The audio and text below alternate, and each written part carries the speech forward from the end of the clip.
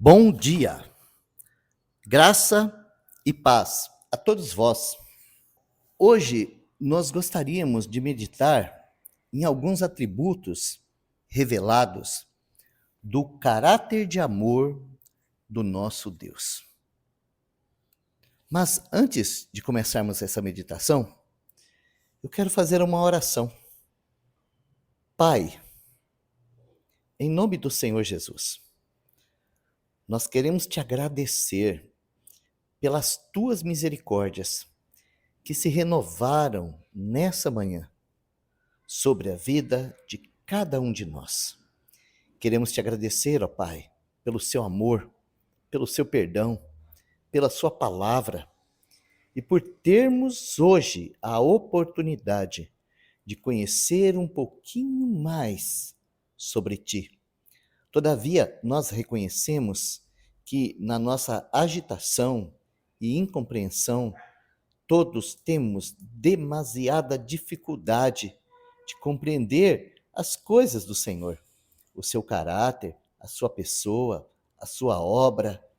Verdadeiramente, são coisas que não entram na nossa cabeça. Precisamos da ajuda do teu Espírito Santo, que veio nos convencer do pecado, da justiça e do juízo.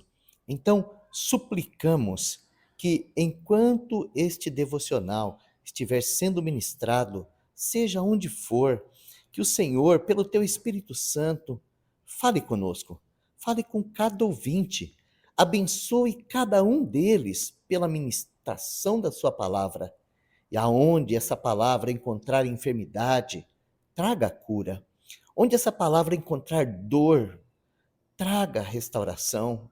Onde essa palavra encontrar desespero, traga conforto, consolo. Estende a tua mão poderosa, Pai, e venha atingir cada um daqueles ouvintes que estarão recebendo hoje essa palavra. E muito mais do que isso, também quero pedir ao Senhor para que o teu Espírito conceda compreensão, entendimento, revelação, arrependimento e coração que pode receber e guardar a tua palavra. Essa é a nossa oração nessa manhã. E nós te pedimos tudo isso, confiando no nome do Senhor Jesus. Amém? Deus é santo. E a melhor definição dessa palavra é separado do pecado. Um amado irmão disse o seguinte: todos nós carecemos de amor. E Deus é amor, mas ele também é santo. E quando o santo se aproxima do pecado, ele se transforma em um fogo consumidor. Agora, esse Deus que é conhecido por nós como o fogo consumidor, criou-nos para um relacionamento com ele. Ele não criou pecadores. Ele nos criou à sua imagem e semelhança. Ele nos criou com um espírito, alma e corpo, para que através do nosso espírito pudéssemos ter comunhão perfeita com ele, comunhão de relação, de habitação, comunhão perfeita. E o homem, ele é carente de um relacionamento com o seu Criador. Por quê? Porque desde que o pecado entrou nele, há uma barreira enorme que separa o homem de Deus. Essa é a razão da separação de Criador e criatura. Para tentar resolver esse problema, a humanidade criou deuses, segundo a sua imaginação. Todavia, isso nos faz mais abomináveis ainda diante do nosso Deus. Mas graças a Deus, que por causa do amor dele e também por causa do poder dele, a nós tem sido revelado quem ele é. E essa é a razão pela qual surge dentro de cada ser humano um desejo de aproximação. Todavia, por causa desse amor, Deus nos deu a sua palavra, e é através dela que temos o nosso primeiro contato, o nosso primeiro conhecimento de quem Ele é. Também, a sua palavra nos revela o estado em que nos encontramos. E hoje, eu gostaria mesmo de começar a meditar com você sobre essa temática. O texto da nossa meditação está no Evangelho segundo João, o Evangelho de João, capítulo 1, versículo 17, aonde está escrito assim: porque a lei nos foi entregue por intermédio de Moisés. A graça e a verdade vieram por Jesus Cristo. Muito bem.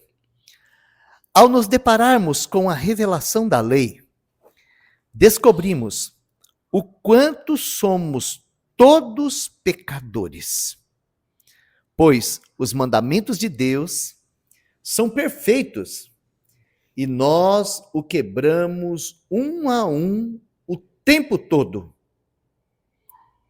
Qualquer pessoa que deseja de fato conhecer a Deus precisa desse conhecimento, pois a lei é o espelho de Deus que mostra para nós com clareza quem somos, o que amamos e como vivemos. Todas as leis de Deus são santas, seus mandamentos justos, seus juízos retos, e essa revelação coloca toda a humanidade em uma só condição: pecadores, transgressores, desobedientes, inimigos. Sim, essa é a condição humana diante de Deus.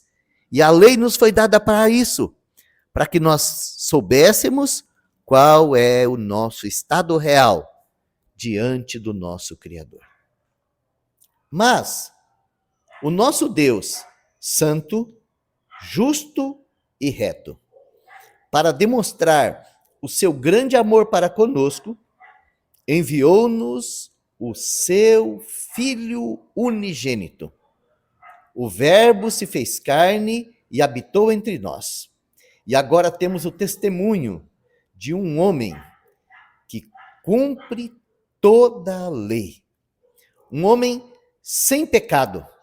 Um homem sem nenhuma acusação sobre ele. Esse homem se tornará, por meio da sua morte e ressurreição, o nosso único caminho de volta para a comunhão com Deus. Mas agora é um caminho que Deus abriu. Isso é a graça.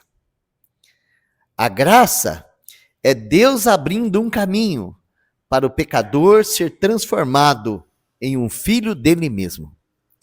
Essa graça não foi criada por homens. É um caminho santo, onde o pior pecador pode ser perdoado, aceito, reconciliado com o Deus santo, justo e reto. A graça é um presente de Deus, dando perdão e vida a quem merece ser queimado no fogo. Louvamos a Deus por esse caminho sublime que foi aberto na cruz do Calvário, para que pudéssemos nos achegar. Ela limpa-nos de todo pecado. Por meio da graça, somos constrangidos ao arrependimento. Por meio desse tal atributo divino, podemos tocar no amor e não sermos destruídos. Então, a partir do momento que um pecador reconhece por meio da lei a sua miséria e recebe por graça a salvação de Deus, agora ele pode se achegar ao trono da graça e receber de Deus tudo o que ele precisa para se tornar aquilo para o qual Deus nos criou. Agora que recebemos pela graça a salvação, o perdão e a condição de filhos de Deus, podemos avançar no conhecimento da verdade. A verdade em Jesus. É essa verdade que nos liberta. É essa verdade que irá nos transformar naquilo para que fomos criados. O nosso Deus está trabalhando aqui, na vida de homens e mulheres que creram nele.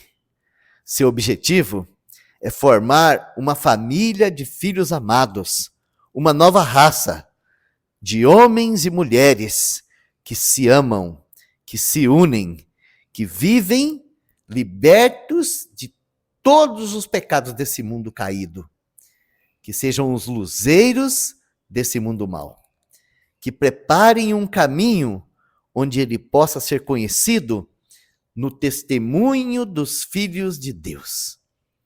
Então, o desejo do nosso coração é avançar no conhecimento desses aspectos da salvação: a lei, a graça e a verdade. E se o Senhor permitir, continuaremos esse caminho no nosso próximo compartilhar.